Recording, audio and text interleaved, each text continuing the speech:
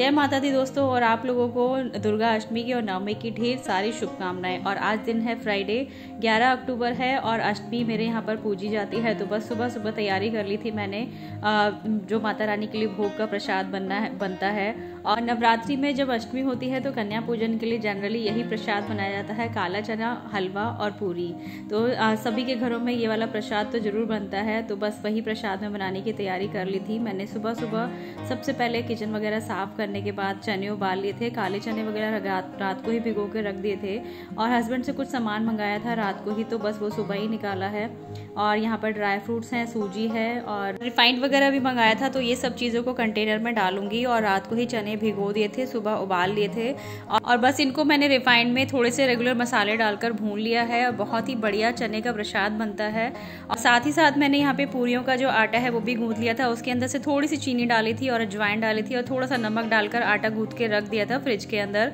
और बस इतना काम करते करते मुझे चाय की हुड़क लगी, क्योंकि चाय के बिना ना गाड़ी आगे चलती नहीं है। क्योंकि जब भी कन्या पूजन होता है तो कन्याओं को ढूंढने के चक्कर में 10 या 11 बज ही जाते हैं। क्योंकि आज अष्टमी और नवमी एक ही दिन पड़ गई, तो कन्याओं के लिए तो मतलब इन्विटेशन की बाहर आ जाती है। कभी किसी घर से बुलावा आ रहा है, कभी किसी घर से बुलावा आ रहा है। तो कन्याओं को जिमाने के लिए रात को ही बुकिंग करनी पड़ती है। तो यहाँ पर मेरा जो प्रसाद है ये बन गया था। तो सब चीज़ें मैं निकाल के रख दूंगी। आटा भी मैंने गूंथ लिया था। बस चाय पीने के बाद मैंने शावर ले लिया था और थोड़े बहुत काम पहले निपटा लेती हूँ किचन के। और हलवा मैं बाद में ही बनाती हूँ। तो बस अभी सब लोगों को मैंने उठा दिया था। घर में बच्चे भी सोए हुए थे क्योंकि बच्चों की छुट्टी थी, और हस्बैंड भी सोए हुए थे। तो क्योंकि नारियल वगैरह जो तोड़ना होता है तो वो काम हस्बैंड ही करते हैं। तो मैंने इसी कढ़ाई में जिसमें मैंने मसाला चना बनाया था, इनको मैंने निकाल लिया है। और फ्रेंड्स, ये जो मसाला चना मैंने बनाया था ना, तो देखने में उस टाइम पे ऐसा लग रहा था कि इसके अंदर ग्रेवी है। तो इसको मैं धीमी आंच पर पकाती रहती हूँ और बहुत ही बढ़िया मसाले वाले चने बनते हैं। तो बस ये वाली कढ़ाई मैंने वॉश कर ली है। इसी के अंदर मैं बनाऊंगी हलवा। और हलवे के लिए हमेशा 1:3 का रेशो रखती हूँ। तो यहाँ पर ये वाली जो कटोरी ली है मैंने, इसमें 1 कटोरी सूजी ली है और इसके अंदर मैंने घी डाल के इसको अच्छे से भून लूँगी पहले। और साइड में मैं एक बर्तन में जो कटोरी जिससे मैंने सूजी नापी है उसी से मैं 3 कटोरी थोड़ा सा एक्स्ट्रा पानी रखूँगी। जितनी देर में ये सूजी मेरी भुनेगी उतनी देर में जो हलवे में चाशनी डाली जाएगी वो भी तैयार हो जाएगी। तो साइड वाली गैस पर ये वाला काम भी मैंने करने के लिए रख दिया था। और एक मल्टीटास्किंग मॉम होती है, वो इसी तरह से काम करती है। जब बहुत जल्दी होती है कहीं जाने की तो तीनों जो गैस होते हैं उनके ऊपर कुछ ना कुछ बनता ही रहता है। तो यहाँ पर मैंने 3 कटोरी जैसा पानी इसके अंदर डाल दिया है। और उसके अंदर मैं डाल दूंगी 1 कटोरी भर के चीनी। और चीनी की क्वांटिटी आप अपने अकॉर्डिंग रख सकते हैं। जितना ज़्यादा मीठा आपको पसंद है तो आप इसमें 1.5 कटोरी भी डाल सकते हैं। तो मेरे घर में तो बहुत ज़्यादा मीठा पसंद नहीं करते हैं, और बच्चों को भी मेरा हाथ का हलवा बहुत पसंद आता है। जो नवरात्रि पर जो कन्याएं आती हैं, तो इस बार मैंने कलर नहीं डाला था सूजी भूनते वक्त। अगर आप उसमें येलो कलर डाल दें तो येलो कलर का हलवा बन जाता है। इन बिटवीन जो ड्राई फ्रूट्स थे वो मैंने मान्या से कटवा लिए थे। और आज मैंने अपनी जो मेरी ड्राई फ्रूट्स कटर है ना उसका इस्तेमाल नहीं करा। उसमें ना बिल्कुल बारीक ड्राई फ्रूट्स कट जाते हैं, तो पता भी नहीं चलता हलवे के अंदर।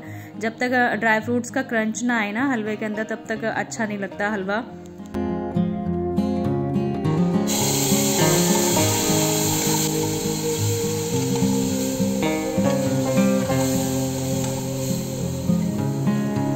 फ्रेंड्स, यहाँ पर ये जो चाशनी मैंने बनाई थी ये भी पक गई थी। बहुत ज़्यादा चाशनी नहीं बनानी होती है, बस जो चीनी है वो घुल जाए इतनी देर तक। और उसको अच्छे से पकाने के बाद जो सूजी हमने भूनी है उसके अंदर मैंने ड्राई फ्रूट्स भी ऐड कर दिए थे। और धीरे धीरे करके इसके अंदर ये वाला जो पानी है ऐड करेंगे, जो मीठा पानी हमने बनाया है।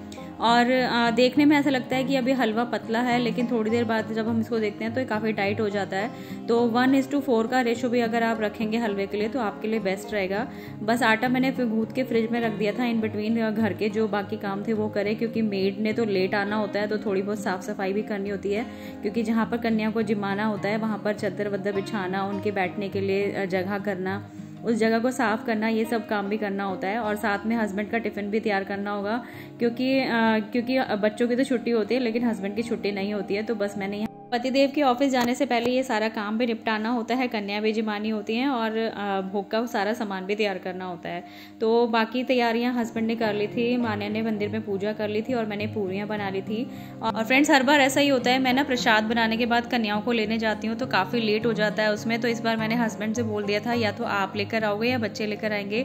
तो फिर मैंने मान्या को भेज दिया था कन्याएं लाने के लिए, क्योंकि हस्बैंड को ऑफिस भी जाना होता है 10:30 बजे तक। तो मैंने बोल दिया था कि इस बार कन्याएं आप लोग लोगों को ही लेकर आनी है। और कन्याएं मिलना बहुत मुश्किल हो जाता है क्योंकि अष्टमी और नवमी एक ही दिन पड़ी। तो यहाँ पर सारा प्रसाद मैंने तैयार कर दिया था और ये लोग वेट कर रहे थे। नीचे बोल दिया था हमने किसी को कि कन्याओं को भेज देना, फिर भी मान्या को लेने जाना पड़ा कन्याओं को। तो चलिए भोग सारा हमारा बनके तैयार हो गया। फूली फूली पूरियाँ बन रही थी और मुझे तो ये फूली फूली पूरियाँ की जब मैं वीडियो बनाती हूँ ना, मुझे बहुत रिलैक्सिंग लगता है। कई बार पूरियाँ जब फूलती नहीं है तो उस टाइम ये होता है कि या तो आटा सही गूंदा नहीं होता है।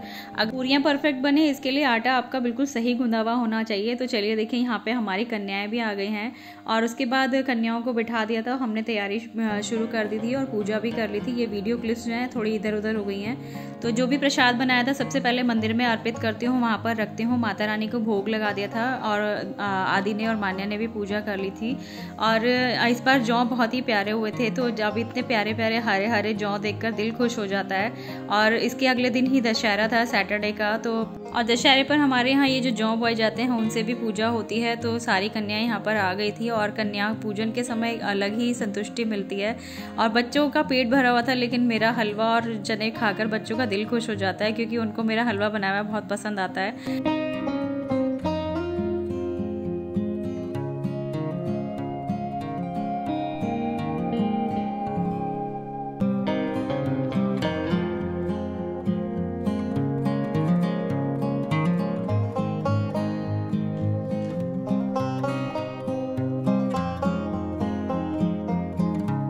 फ्रेंड्स, अष्टमी और नवमी के दिन यही सेम रिचुअल सभी घरों में फॉलो किया जाता है। मेरा मन करता है कभी कभी मैं उनके लिए, बच्चों के लिए फास्ट फूड बनाऊं, लेकिन क्या करें कि पूजा में ये चीज़ जो होती है ये तो करनी ही पड़ती है। नेक्स्ट टाइम सोच रही हूँ कि साथ में कुछ ना कुछ और आइटम भी इस तरह का बनाऊंगी ताकि बच्चे ज़्यादा एंजॉय कर सकें। तो बस बच्चों को अच्छे से जिमाने के बाद उनको विदा कर दिया था और बस उसके बाद अपने बच्चों को और हस्बैंड को भी नाश्ता मैंने करा दिया था। और थोड़ी पूरियाँ कम पड़ गई थी तो मैंने और बना दी थी क्योंकि हस्बैंड का भी टिफिन पैक करना था। और फ्रेंड्स, इस बार जो अष्टमी का ये व्लॉग है आपके साथ थोड़ा डिले शेयर कर रही हूँ क्योंकि 2 दिन की छुट्टी थी तो फैमिली के साथ थोड़ा टाइम स्पेंड भी करना था।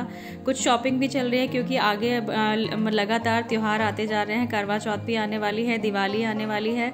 तो आप लोगों की क्या क्या तैयारियां हो गई हैं इन त्योहारों की, कमेंट करके बताइएगा। तो हस्बैंड का टिफिन हो गया है पैक। आई होप फ्रेंड्स ये छोटा सा व्लॉग आपको पसंद आया होगा। तो प्लीज़ वीडियो को लाइक करे बिना मत जाइएगा इस तरह के वीडियोज़ देखने के लिए।